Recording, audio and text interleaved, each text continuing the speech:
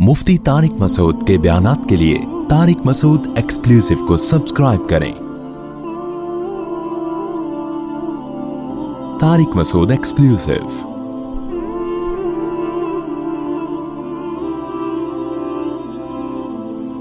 मैं मियाँ बीवी के हुकूक पर बहुत बात करता हूँ, बाज़ लोग बोर भी हो जाते हैं, लेकिन हो बहुत कुछ रहा है। चंद दिन पहले खातून आई, उसका मियाँ उसको इतना मारता है, इतना पीटता है कि उसको उसके नील पड़ जाते हैं जिस्म, जंगलियों की तरह मारता है उसको।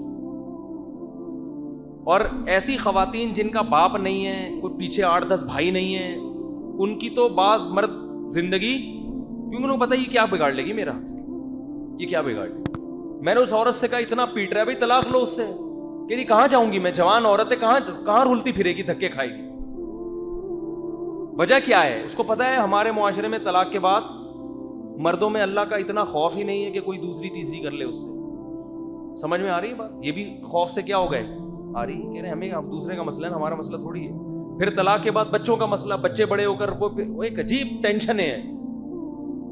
तो इनका हल बहुत सारे हैं हल, लेकिन असल हल तो ये है ना कि शौहर ऐसा ना करे ना। असल तो ये हल है ना, वो तो फिर तलाक या खुला वो तो बात की चीज है।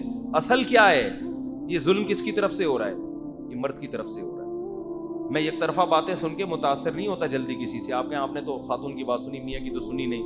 भाई मियाँ जितना भी ठीक हो, ये तो नहीं है ना कि जानवरों की तरह सुबह शाम कूटता पीटता रहे। इतना तो किसी को शरीयत आगे जाने की इजाजत नहीं देती ना। तो वो बेचारी इतनी घबरा रही थी कि मेरे मियाँ को पता चल गया कि मैं आपके पास आई हुई हूं, अब मुझे नहीं छोड़ेगा वो, अब और मारेगा मुझे कि किसी के पास जाके अपना दुखड़ा क्यों सुनाया। तो मैंने तो कहा इधर थाना है, वहां जाके बंदे को बंद करा दो। उसने कहा बंद कराने के बाद क्या होगा, पूरा ससुराल है पीछे खड़ा हुआ है। तो हकीकत ये है कि चाहे औरतें भी कर रही होती हैं, पीट नहीं रही होती लेकिन और तरह से टॉर्चर कर रही होती हैं, हकीकत ये है कि कानून के जरिए आप एक दूसरे के हुकूक अदा नहीं करवा सकते। कानून की पहुंच यहां तक नहीं होती, कानून को पता नहीं होता हो क्या रहा है घरों के अंदर। अल्लाह का खौफ और आखिरत का खौफ दिल में नहीं होगा, उस वक्त तक एक दूसरे के हुकूक अदा करने के लिए लोग तैयार। अब क्योंकि यतीम बच्ची से शादी कर ली ना बाप है ना माँ है, तो पता है पीछे पूछने वाला कोई है नहीं, उसको ला के ऐसे बेयारो मददगार घर में फेंक दिया जाए। ना तमीज से बात कर रहे हैं उससे, ना उससे जनाब कोई हुकूक अदा कर रहे हैं। ऐसे ऐसे मैं जब फोन उठाना शुरू करता हूँ तो फिर यही खोपड़ी घूमना शुरू होती है। फिर मैं बंद कर देता हूँ थोड़े दिनों में कि भाई इनके मसले का हल हमारे पास तो है नहीं, दिमाग खराब होने के अलावा कुछ भी हासिल नहीं हो रहा। औरत है, ना उसका बाप है, ना माँ है, ना भाई है। ये जो फैमिली प्लानिंग का अजाब है ना।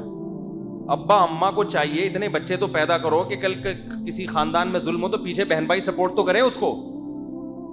बहन भाई होते ही नहीं है, एक आध हो गया वो भी बेचारा वो अपने मसाइल हल करेगा या आपके। होल सेल के हिसाब से जब बहन भाई होते हैं फिर औरत पे जुल्म करना आसान बोलो नहीं होता। फिर वो कूट के दिखाए, पीछे 6 साले आ जाएंगे, बोलेंगे तो सालों के डर से हुकूक अदा करेगा वो। नहीं आ रही मेरा ख्याल है बात समझ।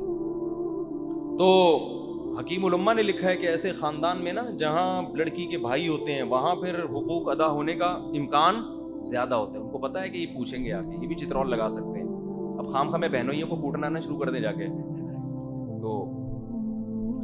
तो क्या है कि अल्लाह का खौफ। हाँ, औरत है जिसका अब्बा नहीं है, अब क्या है बीवी से कमवा भी रहा है, कमा के भी खुद लेकर आओगे, वो बच्चों की वजह से मजबूर हो जाती है कि मैं इन बच्चों को लेके कहाँ घूमूंगी। बच्चों की वजह से कोई शादी भी नहीं करेगा। जो मालदार घराने हैं ना वो तो सरवाइव कर जाते हैं, कोई बात नहीं, अपने घर बैठा लिया, कोई गरीब घरों के मसाइल बहुत खतरनाक। आप कह सकते हैं भाई कोई बात नहीं, घर आके अब्बा के घर खाए ना। वो अब्बा कह रहा है मेरे पास खाने को रोटी नहीं है, या अब्बा है ही नहीं। अक्सर तो उनके साथ होता है जिनके अब्बा ही नहीं, तो वो क्या करेगी भाई। फिर वो बड़े मसाइल हैं। लिबरल लोगों के पास एक ही हल है कि सबको जॉब पे लगा दो।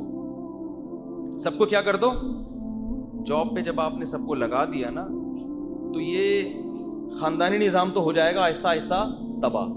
तो खाने पीने का तो इंतज़ाम हो जाएगा, फिर हलाल हराम का फ़र्क बोलो ख़त्म। तो चूंकि आपकी नज़र में ये कोई मसला ही नहीं है कि आपकी नज़र में कोई सियासतदान होटल में कुछ करता हुआ पकड़ा जाए तो कोई बात नहीं, ये उनका निजी मामला है। आप इन चीज़ों को اچھا یہ جو ابھی واقعہ ہوا ہے نا ماضی میں، ہوٹل میں کوئی سیاستدان کچھ قابل اعتراض حالت میں پکڑے گئے ہیں، میں ان لوگوں سے پوچھتا ہوں کہ وہ جو ایک مولانا ٹائپ کے جو تھے، مفتی میں ان کو نہیں کہتا، مفتی آج کل ہر دوسرے آدمی کے نام کے ساتھ لگا ہوا ہے، ان کے ساتھ جو کچھ ہوا اس پہ تو آپ نے بڑا اچھالا اس کو، اور یہ جو پکڑے گئے ہیں اس پہ کیسے ہیں؟ بالکل خاموش. تو یہ ناانصافی ہے. دوسری بات یہ کہ جب بھی ایسی کوئی ویڈیو کسی کی لیک ہوا کرے تو جو کرنے والا ہے اس کو تو ملامت کرو، لیکن جنہوں نے خفیہ کیمرے لگائے ہوئے ہیں نا وہ بھی قابل ملامت ہے.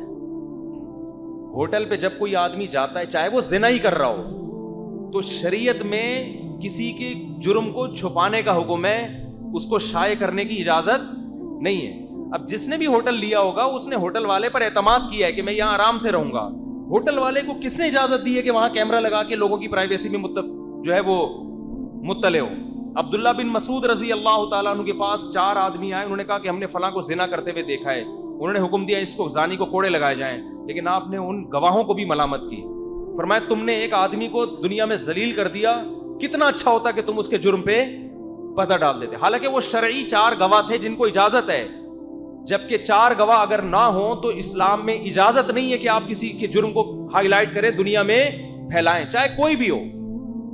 تو یہ ہوٹل والوں کا اور جو خفیہ کیمرہ نصب کرتے ہیں وہ بھی دودھ کے دھلے ہوئے نہیں ہیں. میں کہتا ہوں جتنی ملامت اس مجرم کو کرنی چاہیے اتنی ہی ملامت ان لوگوں کو بھی کرنی چاہیے جو کسی کے چھپے ہوئے گناہ کو ہائی لائٹ کرتے ہیں. وجہ اس کی یہ ہے کہ اس سے انسان جب توبہ کرتا ہے نا بعد میں تو اللہ معاف کر دیتا ہے، لیکن اس کا گناہ اگر لوگوں کے سامنے چلا گیا تو لوگ اس کو معاف نہیں کرتے. کتنے بڑے سے بڑا گناہ ہو، توبہ کا دروازہ اللہ نے موت تک کھولا ہوا. ہم نے بڑے بڑے گناہگاروں کو سچی توبہ کرتے ہوئے دیکھا ہے، ایسے پلٹ جاتے ہیں. لیکن جب جرم دنیا کے سامنے چلا گیا، ویڈیوز لیک ہو گئیں، اس کا نقصان کیا ہوتا ہے؟ ایک تو وہ مایوس ہو جاتا ہے، اس کے لیے اب توبہ کرنا مشکل، وہ کہتا ہے میں بدنام تو ہو گیا.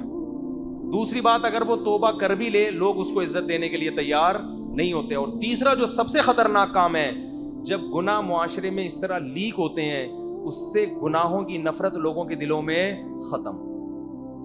سمجھ رہے ہو؟ زنا تو بہت بڑا جرم ہے نا. آپ نے کسی کی زنا کی ویڈیو لیک کر دی، اس سے کچھ وقت تو یہ ہوگا کہ یار یہ غلط ہے، یہ دیکھو کتنا برا آدمی. آہستہ آہستہ لوگ کہیں گے کہ یار فلاں کی بھی تو ہوئی تھی نا، اس کا مطلب فلاں نے بھی کیا تو ہم نے کر لیا تو کیا ہو گیا. تو یہ تو نجی معاملہ ہے، کوئی بھی کر سکتا ہے. علماء اس کی مثال ایسے دیتے ہیں جیسے کسی نے بیچ سڑک پہ قضائے حاجت کر کے گند ڈال دیا، اس میں غلط کیا نا اس نے، اس سے غلط وہ کر رہا ہے جو ڈنڈی سے اس گندگی کو پوری روڈ پہ پھیلا رہا ہے. تو گناہ کی خبر جو شائع کرنے والا یا کسی کی پرائیویسی پر مطلع ہو کے خفیہ کیمرے لگا کے جو مطلع ہو کے اس گناہ کو پھیلانے کا ذریعہ بنتے ہیں، وہ اس گناہ کرنے والے سے زیادہ بڑے مجرم ہیں. سمجھتے ہو بات کو؟ تو اسلام میں زنا جیسی سزا پہ 4 گواہ، اور ان 4 کو بھی حکم دیا ہے کہ بہتر یہی ہے کہ کیا کرو، چھپا دو اس کو. اور 4 سے کم ہے تو پھر تو اجازت ہی نہیں ہے. تو یہ ہمارے ملک میں ایک عجیب حساب کتاب ہو گیا ہے. یہ دوسرے ملکوں میں ہوتا تو پتہ نہیں کتنی بڑی سزا مل جاتی ہو. تو لوگ کر رہے ہیں آج کل. میں نے دیکھا ہے کہ وہ گلیوں میں لگا کے، ایک تو گلی میں کیمرہ سیکیورٹی کے لیے ہوتا ہے، چلو گلی تو ایسی چیز ہے وہ تو کھلی بھی ہے نا. کچھ دن پہلے میرے سامنے کیس آیا کہ ایک آدمی کا دوسرے سے جھگڑا چل رہا تھا، اس کے اپنے روم میں اس خفیہ کیمرہ لگا دیا، اس نے پرائیویٹ روم میں. اب اس نے کوئی غلط کاریاں کی ہوں گی، چھپ کے کہیں گناہ کیا ہوگا. وہ کیا ہے کہ وہ پھر خفیہ کیمرہ لگا کے اس کی وہ ثبوت اپنے پاس، حالانکہ گناہ ہے مگر ہے تو نجی معاملہ نا، یعنی کوئی کسی انسان پہ ظلم تو نہیں کر رہا نا، غلط کر رہا ہے. کوئی فحش ویڈیو دیکھ رہا ہے فار ایگزامپل انٹرنیٹ پر بیٹھ کے، یا اور کچھ کر رہا ہے، تو اللہ و بندے کا معاملہ ہے نا. آپ کو تو چاہیے آپ محبت سے سمجھائیں یار یہ غلط ہے. کیا کیا کہ اس دشمنی میں اس کی ویڈیو بنا لی چھپ کے، اب اس کو بلیک میل کرتے پھر رہے ہیں. تو وہ بیچارہ جس نے جرم کیا تھا وہ میرے پاس آیا، کہا یار یہ تو میں ذلیل ہو گیا ہوں. تو میں نے کہا خیر تم نے بھی کوئی اچھا کام نہیں کیا. لوگ تو آتے ہیں پھر اپنے دکھڑے سنا رہے ہوتے ہیں، لیکن اس نے جو کیا ہے وہ تمہارے سے بھی زیادہ برا کیا.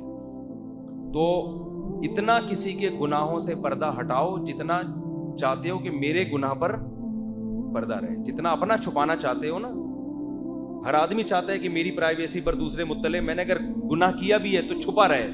تو دوسروں کے گناہوں پر بھی کیا کرنا چاہیے؟ نبی نے فرمایا، حدیث کا مفہوم ہے جو دوسروں کے گناہوں سے پردے اٹھاتا ہے قیامت کے دن اللہ اس کے گناہوں سے بھی پردے اٹھائے گا۔ تو آخرت کا جب تک خوف نہ ہو تو یہ سارے کام ہوتے ہیں۔